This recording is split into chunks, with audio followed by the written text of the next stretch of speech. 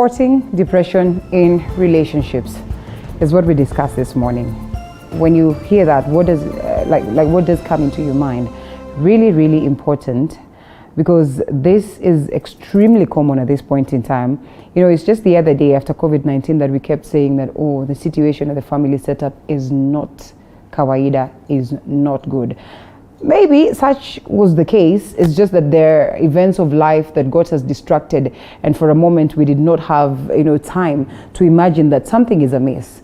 We did not sit down to, just think about our relationships and say maybe there are things that we're not doing right, and therefore we need to have a review. We need to constantly, spark the fire. We need to constantly, have those moments, family moments, go back to the drawing board and say, this is where we started. It was a beautiful moment, and therefore we need to nurture this. It is so common today. It is so projected that when you're supposed to go back home to your wife and to your kids and enjoy family, it is where you go back home, and most of the time people say, I don't even long to go back home because itakuwa kelele, itakuwa kesi, the kids are up here and running, they'll be here with their begging bowls, mini begging bowls, saying that, we need this, this and that and everything. And therefore you realize that a majority of us do not have the peace that a home should have. And not just a home, but generally relationships. We keep saying that, this is one step towards marriage. And therefore, at that tender age of a relationship, at that point where you've grown and maybe you're fiancés, it is really important that you are healthy amongst each other.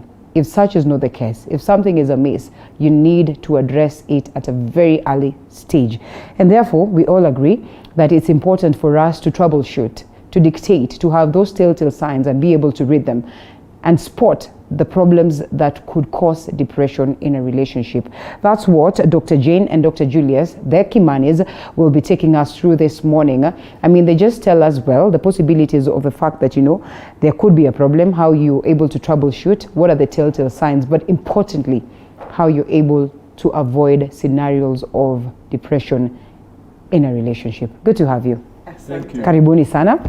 And when I read this, I was like, who thought of it? Sometimes I just get the instructions from my producer. I was like, good one, because we are depressed in the home setup. We are depressed in our very own relationships, but we are warm there because this is something that we are used to. I remember, I don't know whether I should say this story of mine, but back then, I was dating this guy who constantly reminded me of how warm it was to be with me amidst some troubles, just because this is a cloth he is used to, and therefore letting go of this cloth becomes a problem. However torn it can be, however useless it may appear, based on at what point he wears it and where he wears it, it is a cloth that he feels warm in simply because he is used to it. And that's what most of the people are going through. You are used to the fact that this is my wife, and therefore even when this depression tendency tend to crop up from that relationship, you do not spot that. You probably think it is something else. So when you hear spotting depression in relationships, what crosses your mind, Dr. For me, I'll say this one thing, especially as you rightly stated while you were starting, especially after the COVID period started, a lot of people went low. It's called an emotional low. It is where you've got less of serotonin, which is a happy hormone, and you've got more of cortisol, which is a stress hormone. Okay. In essence, there are more stressors in your life, and the stressors now can show. Your mood is reacting according to the stress that you're going through. And so when you find somebody who is going through depression, it means there are lesser things that make him happy, stroke make her happy, and more things that make them not happy. Okay. It is as simple as that. And so, however the body reacts, of course, our bodies are hormone controlled. There is now the hormone called the cortisol, which increases when you're either angry, you're unhappy, your thought pattern is wrong, you're thinking the negative thoughts. And there is a hormone that is actually apt in your life when you are in your best of state. Okay. So when are people getting depressed? When they go through situations that keep them hitting down and down and down, and they keep getting lower and lower and lower, and it gets to a time you don't know how to say it, because perhaps you don't even know who to tell, how to tell, will the telling make a difference? And finally you find most people coil into themselves. Okay. If I talk especially about two categories of people, men, number one, would want to coil inside themselves, look for a solution, then come to you when they have a solution. I can also talk about women who, when they communicate, they're hit out and lashed out with anger, they tend not to recoil. And those are the two categories that are very, very prone to depression. Well, we come to expound further on that, but also to get Daktari's view when we mention this subject, depression, you know, in relationships, and actually how best you're able to detect that. What comes into your mind? Well, Linda, there are quite a few things that when you think about depression, of course, is a state of mind. Yes. And the challenging part of it is that you cannot be able to diagnose it through a laboratory test. It is actually by how somebody reacts or how somebody does not react. So when it comes to relationships, you may find somebody, one of the things that happen, especially when there is depression, is withdrawal. Withdraw from communication with each other, withdraw from intimacy, withdraw from basically doing some of the things that you are doing. And you could find naturally somebody who was very vibrant suddenly becomes very quiet. Somebody who was probably very quiet now becomes very noisy. That could be a sign of depression. For men, you may find most men tend to run to work. They want to stay more time at work because they don't want to be at the place probably where they have gone that has caused depression. And depression may not necessarily be caused by the relationship. Depression can be caused by loss of work. Depression can be caused because of a sickness that has come. Depression can be caused even by children. Depression can be caused by some of the things maybe you've gone through as a family. Even a loss of a loved one can cause depression. And so it becomes very hard to detect depression within a relationship because it does not hit once. Maybe somebody keeps communicating less and less. And so you may not be able to detect it. It's just like if somebody becomes shorter by maybe a millimeter, it's very hard to detect that they become shorter. But eventually, there's a way someone can become shorter. You know, as you grow older, I think people bend. True to it, though. True to it. I don't think my dad is as tall as he used to be. Or is it tall? Me who's grown tall? And you've grown tall, baby. No, at a certain age. Yeah, that's true. There's a certain age you find very old women and very old men, their calcium begins to consolidate. Okay. And so they can become, so it's very hard to detect that kind of a depression. But those are some of the indicators. Somebody becoming suddenly very quiet. You find eating disorders. Maybe somebody who used to eat a lot now is eating very little. Or somebody who never used to eat now is indulging in eating. Somebody may start drinking alcohol. Somebody may begin to take, especially for men, they may begin taking some risks. You find they're investing in crazy things because they are not in a state of mind where they can be able to make a solid decision.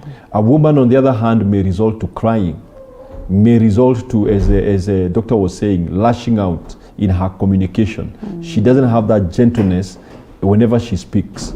And so it has to take personal responsibility for you when you see maybe your spouse is not behaving in the same way. Then you begin to ask yourself, could they be going through depression? And I am happy you say that sometimes it's not from the relationship. Is that a polite way of saying that a relationship can as well cause mental breakdown? I mean, because as we all hope, it should be a beautiful thing. And therefore, those ugly moments, small ugly moments, should not really be projected to a point whereby they become a big deal. They do, because of wasted expectations. Okay. These were my expectations, but this is what I got. This is what my is that to say that it's bad to come with expectations? No, you need to have expectations, but I'm talking of times when people get depressed. Okay. Is when they had certain limits of expectations, and you're hoping, you may not get there immediately to grow towards that. And when you thought that now you've just settled very well, and now this man can have time for you, he suddenly has time for somebody else. And you know one thing I say, in life you've got to have yourself straight. You've got to know yourself.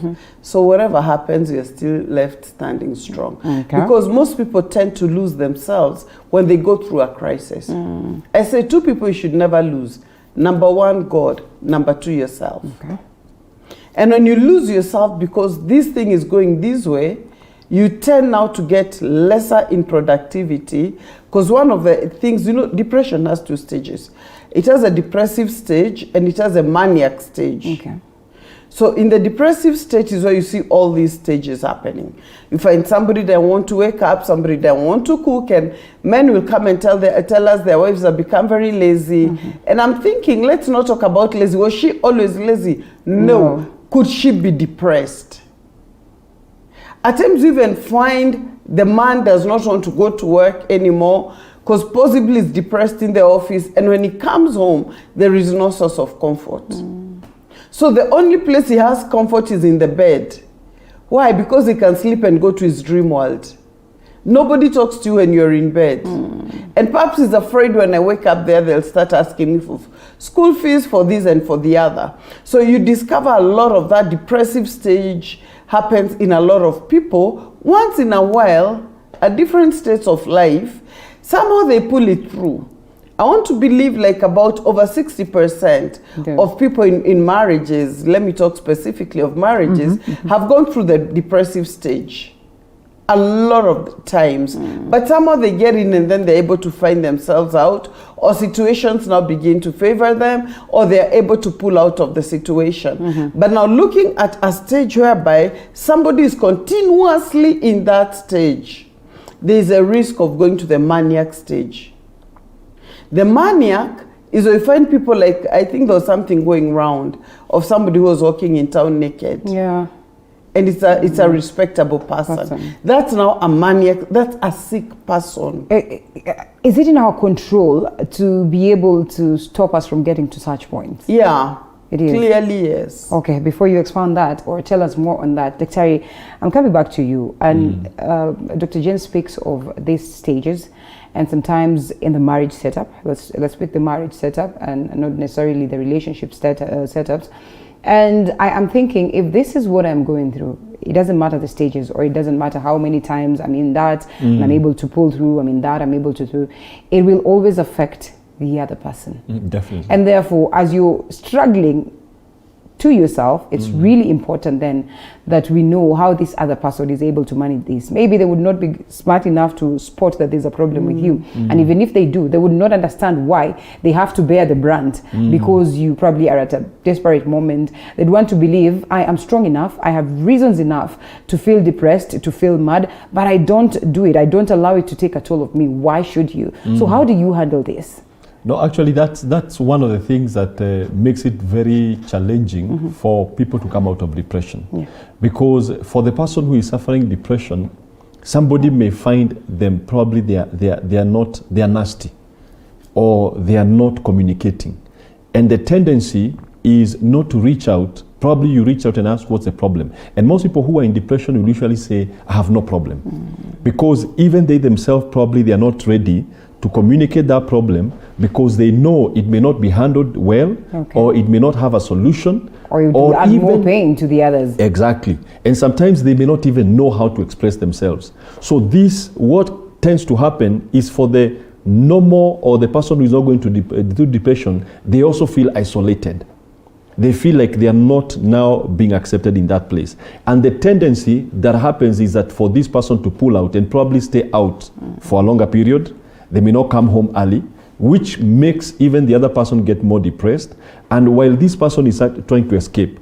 So you find it is so important for couples, when there is a tendency for such, when you notice depression, then you become supportive.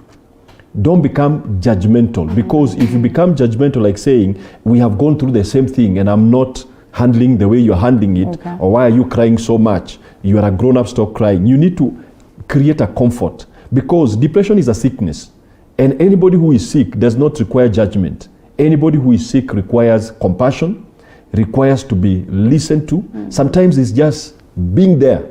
You know, just like sometimes it's just a nurse, like in the hospital, you find a nurse walking around. They're not doing anything, but their presence creates a nice feeling. So that is the same thing. When you notice maybe your spouse is depressed, then step in and be there more often. Okay. Take some of the responsibilities that they do.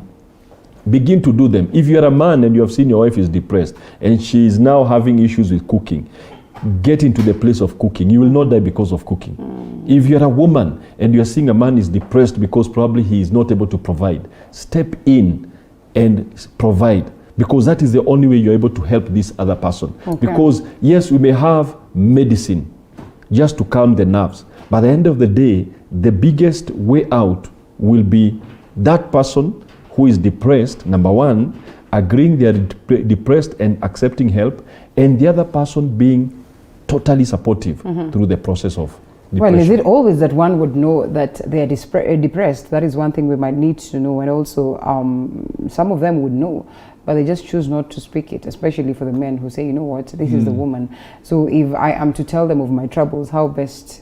I mean, they're supposed to look at me as the superpower, as the man of the home, and therefore there is no way I'm going to bring her my troubles to her, and therefore it makes her even more depressed, because you are not functioning right, but you're not willing to speak. So before you get to answer that, Dr. back to you. You say that there are scenarios where one can control, you know, and avoid getting into the maniac stage. Yeah. Just how?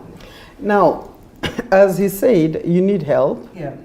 You need help, but there's something I always tell people: we are too fast-laned, and this is something that just happened. I think, like the past 15 years, after now everybody had a mobile phone, life began changing the pace.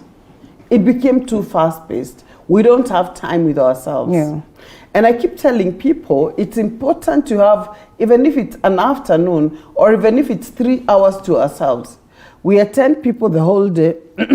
We attend to business because we want children to continue going to school. Yeah. It's about somebody else every day.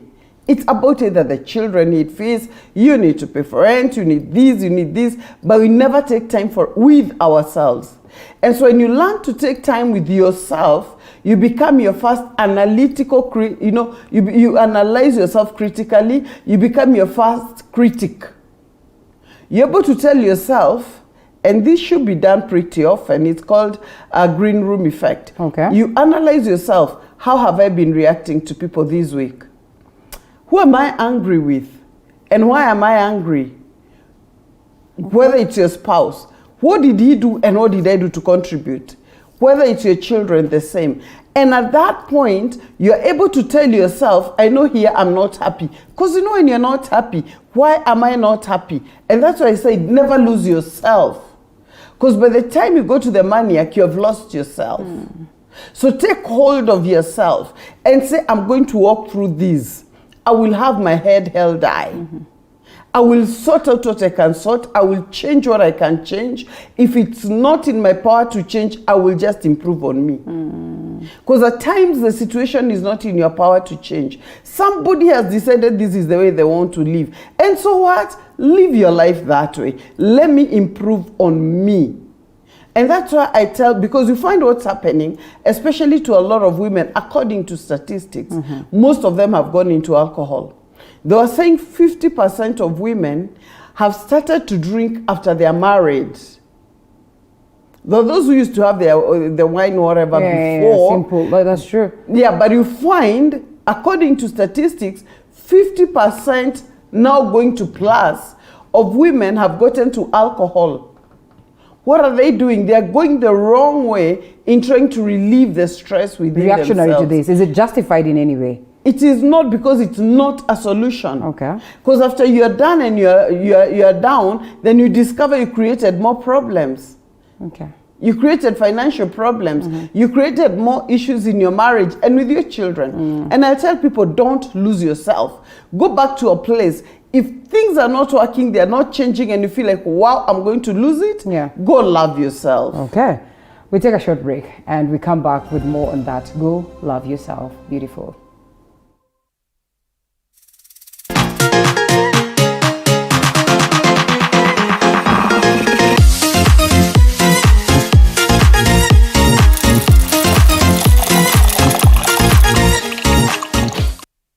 You are watching TV 47, the home of untold stories.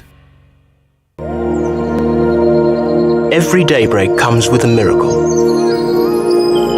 The sun peeps over the horizon. Its luminous nature bursts the sky and heats the rivers. Vapor rises and condenses into clouds. The rain falls and kisses the earth.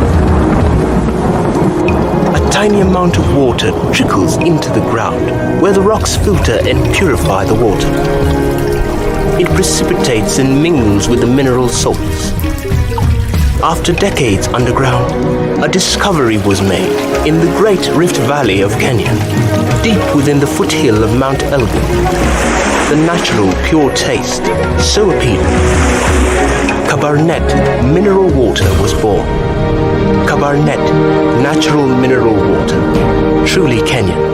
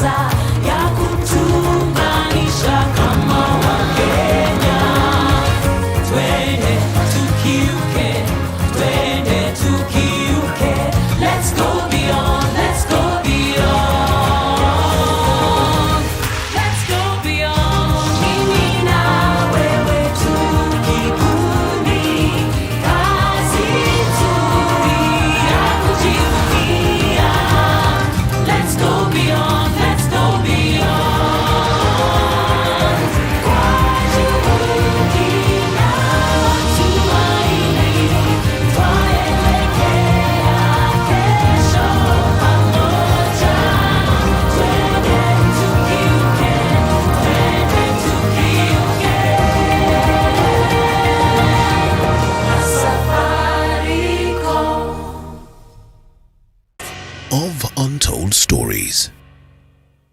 You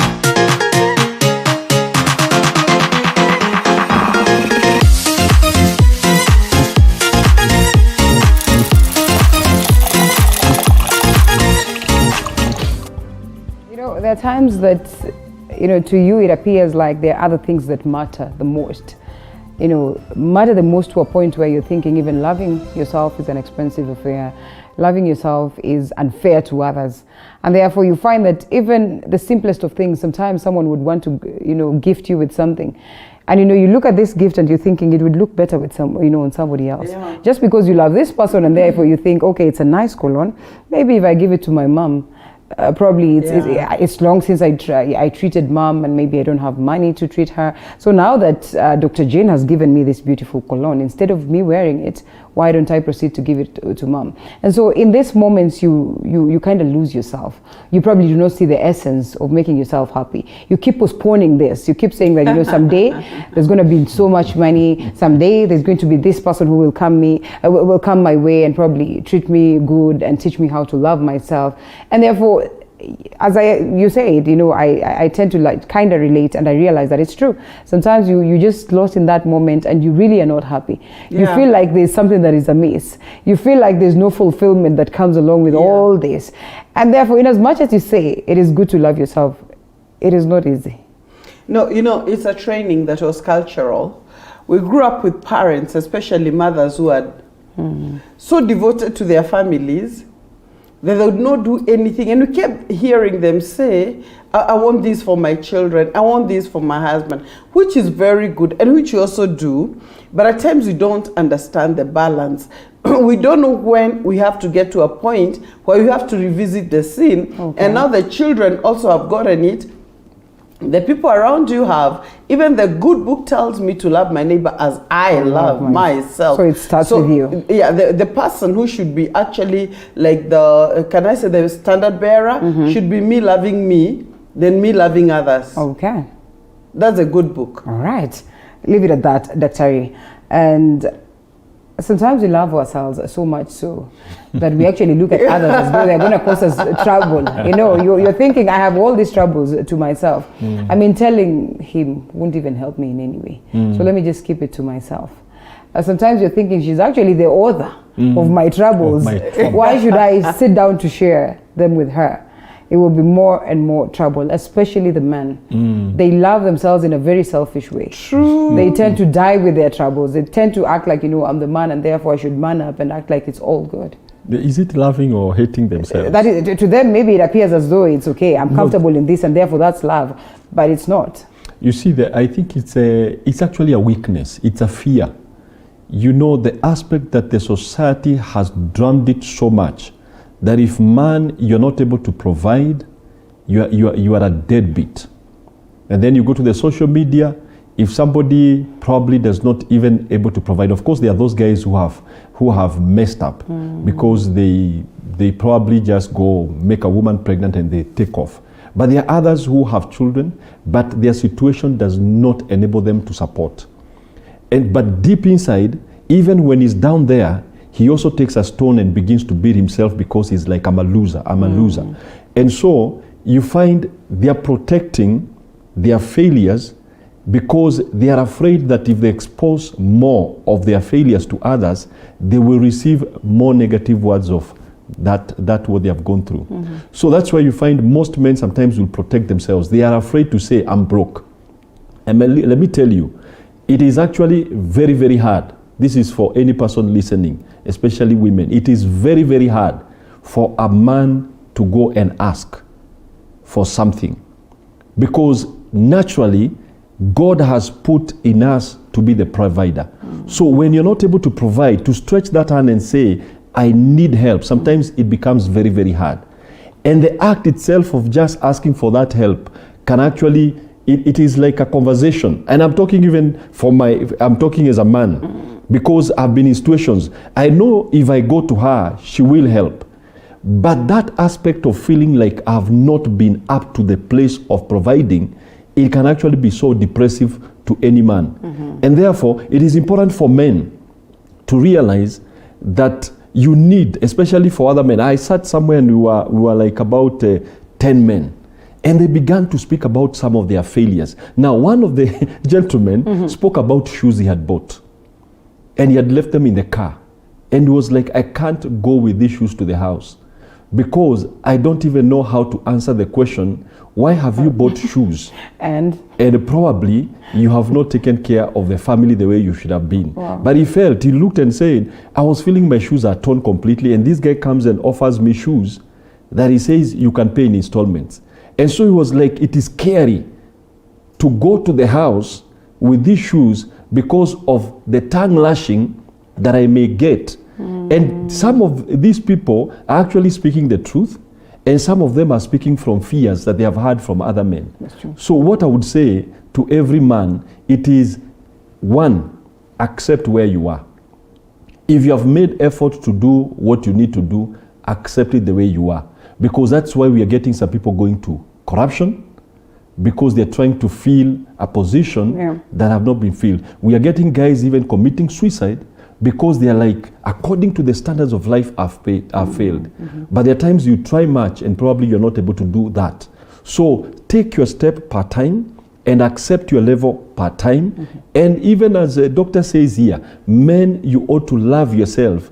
That when you're going through a depression, look for somebody else, even if it is other man, that you can tell, I think I'm losing it and I'm going through a hard time. Because if you don't do that, you will find that you'll get into a depression, and you may think that men are so harsh out there. You will find a lot of men may listen only if you come in an easy way and you tell guys, this is what I'm going through. You'll find there's a lot of compassion among men. You know, you speak of that, and I realize that a majority of men would probably run into, depression while in a relationship because maybe they are not up to task in the essence of providing. Just for how long now? Away, we deviate a bit. Probably man talk, or maybe woman to man talk is really, really important. For how long should you stay in that state? I mean, acceptable time for a man to say that, honestly, things have not been good. Year 1, year 2, year 3, year 4, year 5. For how long? I think he can answer. Man That's a talk, man talk. Just talk to this man. That's a man talk. And that is away from this, because this is what causes depression in most cases to them and even to the woman, because you're like, did I choose wrong or what? You don't want to condemn them. You are struggling to make to earn a living. You're struggling to put the home together. You still are looking at him. Society is almost like judging you people, and you are expected not to judge this person. You see, the challenging part for most men is that outside there, they step out to competition. And I think you have said a lot of that. Yeah. Every man, when he steps out, he begins to compare himself with another man. And it is unfortunate that that comparison is what drives us to depression. Because you cannot be another man. You cannot use another man as a yardstick for your success. Okay. Your success could be, I usually say this, if most men would actually go and sit down and ask what their kids, especially kids, for example, what do your kids think about? They will tell you your presence is what matters most. Your value as a man sometimes is your presence. Okay. Your exit from this world, for example, for those who commit suicide, you will realize how much dent you create in your family, and therefore you need to realize that you're so important. Your just presence in that home, you're already providing something that may not be provided by anybody else. The fact that you're a father and that you're a husband. Sometimes you may have a wife who may actually be saying you're a loser. It is up to you to know what you're providing to that family. That when you sit in that home, you know there is a protection you're providing. If you are a prayerful man, and I would urge that every man be prayerful, as long as you're praying for that family and probably you've not been able to provide yet, you're still providing something. Then, whatever level you are, when you step outside there and you go, you make your 50 shillings, there is a man who did not make that 50 shilling. Okay. Just pat yourself on the back and say, I've done my part. If you are able to pay electricity, if you're able to pay water, if you're able to pay school fees, look at the positive things that you've been able to do. But when you drive yourself to alcohol, you're taking away your ability that could have made somebody say that you have done something for me. We need to reach a place whereby, you know what, Linda, happens, especially for men, is that we fail to appreciate the small things that God does for us. He helps you to do something new, and you fail to appreciate. And the moment we begin to see the small things that we are receiving and we are able to do as men, then you begin to appreciate yourself. Even if your partner does not appreciate, even if your children do not appreciate, make sure you take time to have gratitude towards God for what He has helped you to do, even if it is a small way. Okay, Dr. You know, there are times that, yes, you are depressed, you are in this relationship, you probably are talking about it, it stays longer than expected, or you're not talking about it, whichever way. This does not affect you alone. It literally erodes the relationships. And so how do you detect that this, are signs of a scenario where this is not just eating me, it is literally eating my relationship? Because there are things that you probably choose not to share with your partner, but you also want to come, like the way for us, for whatever it is that I do today. I'm normally told that all my troubles are left at the gate. The moment I hit the screen, I have to smile. I have to speak to you as though I'm a superhuman. But deep down, there are things I'm going through. I don't know how easy it is for one to do that in a relationship. Say as a man, Izoni stresses a kazi, I'll leave them there, I'll come into this relationship and be the man as I'm supposed to be. I say this, when you're getting married, the mistake people did initially was that they never married their friends. Okay. Because when you have a friend, you're able to talk to that person. Yes. And or they married their friends, but the friendship was not nurtured after they got together, after they said I do, or after however means they go to that home together. The friendship was not nurtured anymore. And so what happens is that people are staying in the same home, and they've really grown apart already. And it is kawaida to grow apart. Because why? When you've got a friend, you can talk to your friend and tell your friend A, B, C, D. But some relationships have become very toxic on their own. Very, very toxic. And they're leading to depression. And you're telling somebody, build this. And you're thinking, what? The very thing we've discussed is the very thing that has caused the pain, and it's the very thing that we agreed won't happen. It has happened again and again and again. And there is when we come to conflict resolution, Yeah. there's a part in conflict resolution where we say you ignore now a conflict. Oh. You ignore, and that's what most people are doing. They ignore the conflict. Is that okay? Does it work? No, it is not. Okay. It is not okay. It is like a way of going under.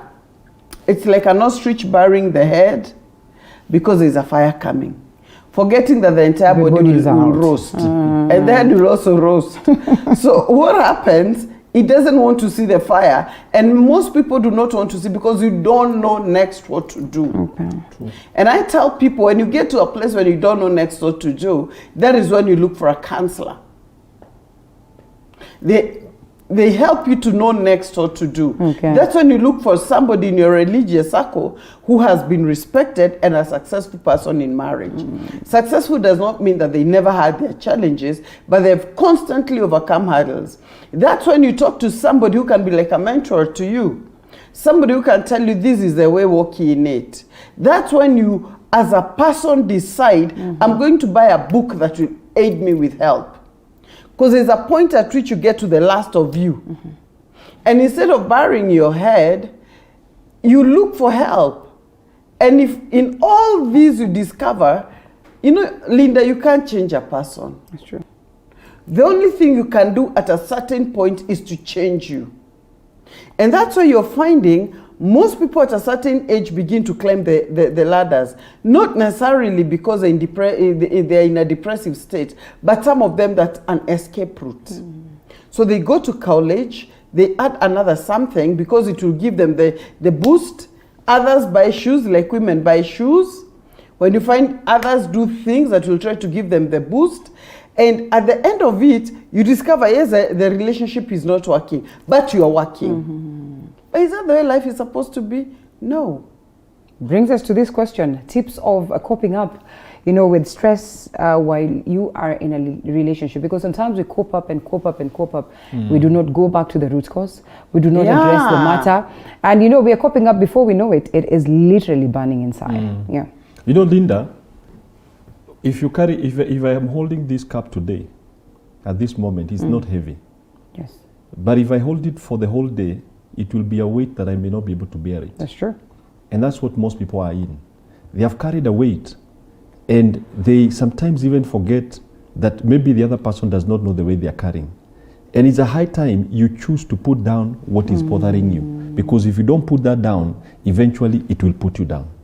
Number two, it is facing the problem. Because sometimes we run away from the problem. And she has said, you run away from the problem. And then the moment you run away from a problem, you have not solved it. It will still remain in your life until the day you face it and you solve it. That is the second thing. Number three, there is what we call high expectations. Sometimes we have so much high expectations of our partners that when they trip a little, it is like, wow, this is the worst thing that has ever happened in my life. You have sometimes to lower the expectations so that if they meet the higher standard, it creates an excitement in you. If they lower the standard, you are like, it doesn't have affect you. Because today, we have men or women who are crying in their heart because their wives or their husbands cheated on them. They never expected it. So they are living in that moment of saying, I never expected it. And they continue saying, I never expected it, and it has already happened. So what do? You now realize it has happened. You either now deal with it, forgive, and move on. Others may move on by divorcing. Others may work on that marriage. And I usually say, sometimes you may leave the person who has now regretted so much for doing the wrong thing and said sorry so many times. And that is the moment you lift up your hand and say, I will not be with you again. And then that person who has learned the greatest lesson is picked by another man or another woman, and they become the best person that have ever been seen in the world. Yet you move to another person who probably may look like he's okay and may do the same to you. So the thing is, it is to look at that situation and say, I will handle the way it is. I will take the challenge of creating a solution or looking for a solution amicably. And if you cannot be able to do it amicably, then look for help. Wow. That's where counselors come in. I hope you saw what Dr. Jane was trying to, is it say or do? Are you in agreement finally with his argument? Or you want to counter? It's okay to counter. It's okay to counter. Or you think it's not okay to counter? No. Not that I have any problem with all that. But I'm thinking lowering the expectations of the other person. Shouldn't the people live up your game? Don't compromise so that you tell me, I told you I can do anything. You hear what I'm saying? Because there are people now who would take this and say, you shouldn't expect too much of me. But I tend to believe expectations should be there, not necessarily even financial, moral expectations. That is not something negotiable. And when somebody falters on their side, they should know you have let somebody else down. Okay. Yeah, it is not like I didn't let you down too much. You have let somebody else down. Period. Whether it's the man, whether it's the woman, and somebody trusted you, and you've done what you did, you have let them down, and that is a period. Okay. Yeah. That's good. And speaking of which, then I'll ask, upon that acknowledgement, or maybe having a sitting, and you all agree that there's one of you who has a problem. How is it easy for this other partner to walk them through, to guide them through, without having to lose themselves at the same time? I'll say this.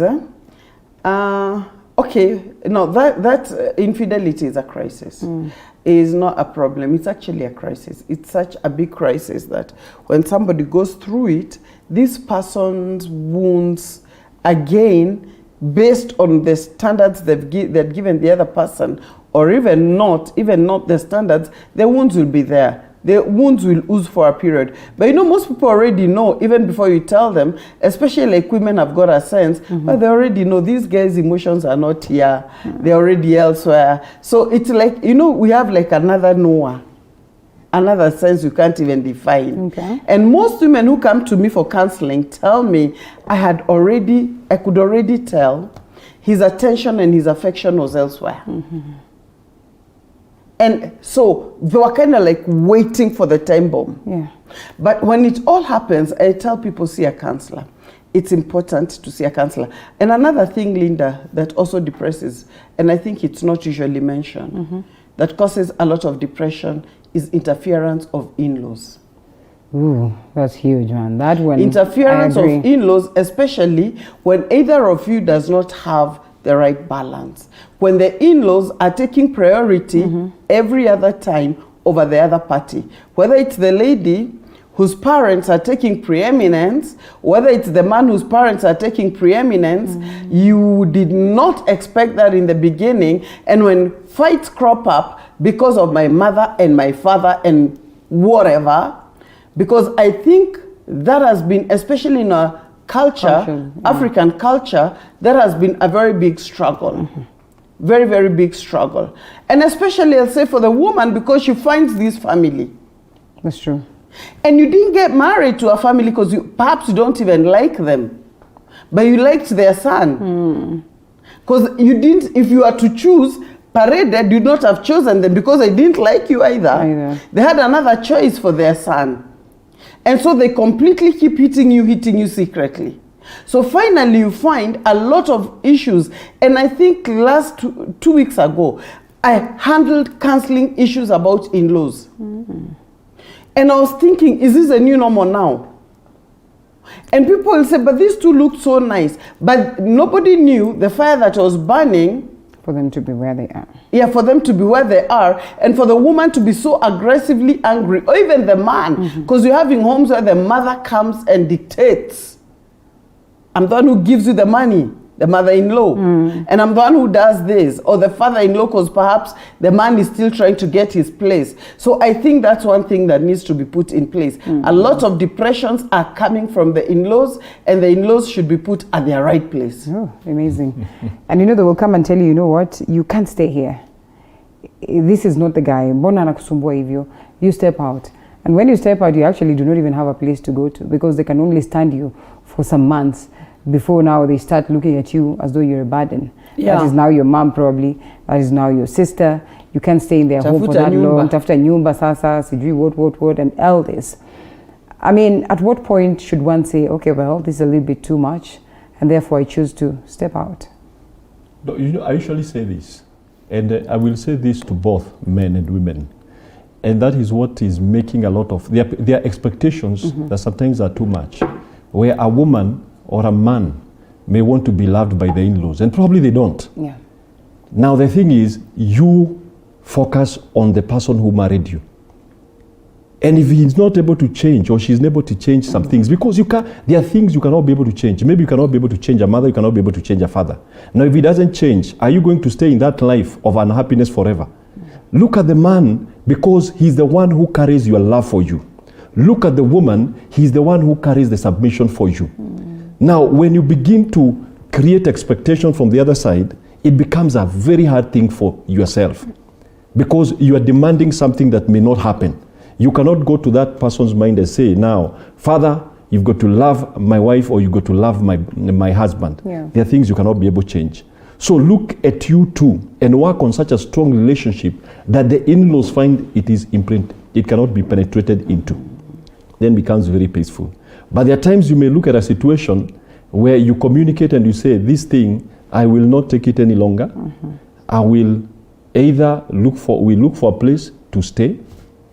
And if you're going to change, because there are times movement may be a better thing, then bear also, support in bearing the cost of that movement. Because sometimes the man, especially because most of the times it's the man who remains in their place. Yeah. The man may not have the finances to move to another place. Then you sit down and say, I will finance, or I will support in financing this, so that we can be able to move at a safe place. And if you as a man as well, you need to listen and see what can you be able to do at your time. But I will say, at the end of the day, the greatest solution lies with you too. We have seen marriages which have thrived because the man and woman decided we are loving each other until the in-laws see that they cannot be able to do anything to separate those two. Amazing. Getting to that spot is a toll. And then, Dr. So as we come to a close, you have gone through depression. Maybe you've been lucky enough to, get yourself off the hook. There's always that fear of the unknown. There's always fear of the past. The ghost will come back to haunt. What if I get into this relationship? Maybe, yes, it was depressing enough, I had to walk out. What if I get into the next one and maybe I experience the same thing? Yeah. How do you overcome the ghosts of depression? The ghosts of depression. Yeah. Number one, heal. How do you heal? By being realistic. And that's why you walk through with somebody who is able to help you analytically to identify this is the problem, and this is where you also participated in it. Because at times when people are going through depression, they don't see their participation. They see the participation of their mate. So understand who you should have become to live a better person. Okay. And when you work at becoming that better person, then you're able to mold yourself. When you mold yourself, and because why you need to walk through with somebody is because they'll tell you you reacted with too much anger, or you are constantly very unavailable, or this or the other. Accept it. And when you accept it, say, I'm going to work on that, then heal. After you have healed, take your time. Don't go to bleed on another man. Because a lot of people go to bleed on another relationship. Okay. Oh, so and so has just come, I'm so lonely. This guy will see. This one is even looking better. Even has a better car. So you do that to heal and to prove a point. Never go back to any other relationship because you have a point to prove. You have nobody to prove to anything. Okay. You only have your life to live, and that's what I keep telling people. Live your life yourself, heal, understand yourself, work on the wrongs, understand where you all faulted, so that in the next relationship, if there has to be that, or if there has to be a comeback to that relationship, you're a better person and you're whole. Asante sana. Yeah. Is there anything more to add, Dr. in 30 seconds? I will say rest a lot. If you're depressed, rest. Rest. Rest is like sleep. Why? Rest is like going out there to... Sometimes just being easy, avoiding a lot of... Because you see, it is your mind that is engaged. Yeah. Number two, protect your mind so much. Guard your thoughts. Because your mind is the factory for your future. You're manufacturing your future by what you're thinking. So guard what enters into your mind. And what, if something wrong is trying to enter your mind, stop it. Just refuse it.